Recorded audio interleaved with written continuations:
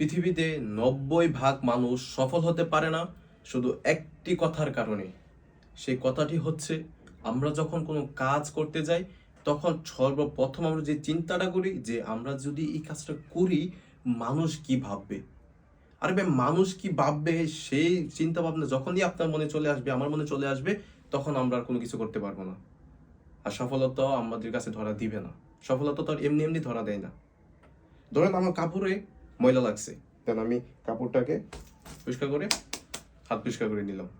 যে সমস্ত লোক আমাদেরকে ডিমোটিভেট করবে এবং বলবে তুমি যেটা করছো এটা ভালো না, এবং যাদের কথা ভেবে আপনি কাজটা শুরু করছেন না যে মানুষ কি ভাববে, সে সমস্ত মানুষকে এভাবে পরিষ্কার করে দূরে সরিয়ে দিবেন।